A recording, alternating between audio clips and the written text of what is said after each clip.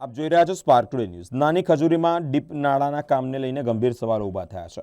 ગ્રામ પંચાયતના ઠરાવ વિના જ કામ શરૂ કરાયા હોવાના આક્ષેપ સામે આવ્યા છે। કામ પહેલા ગ્રામસભા ન બોલાવાય હોવાના જમીન માલિકનો દાવો છે। સમગ્ર મામલે જમીન માલિકે એડવોકેટ મારફતે કાયદેસરની નોટિસ ફટકારી છે। ડીપ નાળાનું કામ તાત્કાલિક બંધ કરી ખોદકામ પૂર્વવત કરવાની માંગ કરવામાં આવી છે। મારું નામ ચંદુભાઈ દેસિંગભાઈ છે।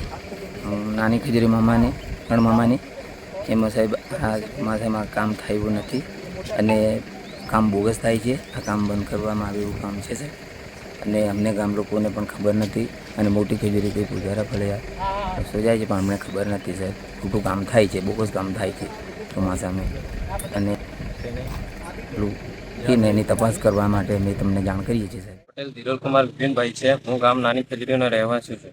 અત્યારે પૂજારા ફળિયાથી મોટી ખજૂરી તરફ 3 કરોડનો રસ્તો મંજૂર થયો છે, જે સરપંચને કે ગામજનને જાણ નથી, અને ઠરાવ પણ મંજૂર કર્યો નથી।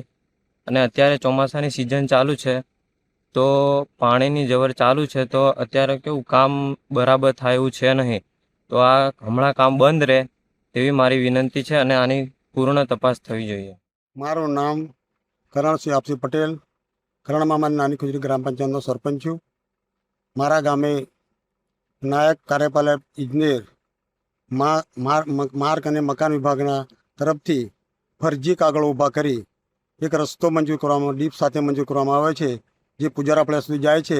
અને એમાં દરખાસ્તમાં પૂજારા ફળિયામાં આદિજાતિ વસ્તી છે તેવું દર્શાવી સરકારમાંથી ગેરસમજ કરી 3 કરોડનો રસ્તો મંજૂર કરી લાવી અને અધિકારીઓએ અને કોન્ટ્રાક્ટરની મિલીભગતથી 3 કરોડ રસ્તામાંથી એમને હાવ બોગસ ફરજી રસ્તો, સોગંદનામું પણ ફરજી અને ખાતેદારોની સહીઓ પણ ફરજી, અને અમે દરખાસ્ત નથી કરી, અમારી પંચાયતમાંથી ઠરાવ પણ નથી કર્યો અને અમે માંગણી પણ નથી કરી, ગ્રામસભાનો ઠરાવ પણ નથી આપ્યો, અને છતાં બી નાયબ કાર્યપાલક ઇજનેરની કચેરીમાંથી ખોટી દરખાસ્ત કરી રસ્તો 2 કિલોમીટર સુધીનો, અને જે અમારા સર્વે નંબરોમાં પણ આવે છે, અને ફરજી જીપીએસ કરી, બધું જ ફરજી કરી અને 3 કરોડનું હઈગઈ કરવાની કાવતરું ગોઠવી આ લોકોએ રસ્તો મંજૂર કરી અને કામકાજ ચાલુ કરે છે। ચોમાસામાં બી અત્યારે સિઝનમાં એવી નથી કામ બંધ હોય છતાં બી કામ રાતોરાત મોટા પથ્થર નાખવાના, માટી નાખવાની અને બોગસ કરી સિમેન્ટ વાપરી અને સરકારી નાણાંનો દુરુપયોગ કરવા માટેનું આ કાવતરું છે। અને ડામોર સાહેબને હું ઘણીવાર મળ્યો કે સાહેબ આ રસ્તામાં અમે માગણી નથી કરી, અમારો ઠરાવ નથી, તો અમને એ આપો, અને અમારા વકીલ મારફતે અમને નાયબ કાર્યપાલક ઇજનેરને આરપીડીથી નોટિસ આપી તો એ જવાબ પણ નથી આપતા સાહેબ। અને આ રસ્તો બિલકુલ વાહિયાત કાગળોથી મંજૂર કરી અને સરકારી નાણાંનો દુરુપયોગ કરવાનું કાવતરું ઘડેલ છે, જે મારું નિવેદન છે।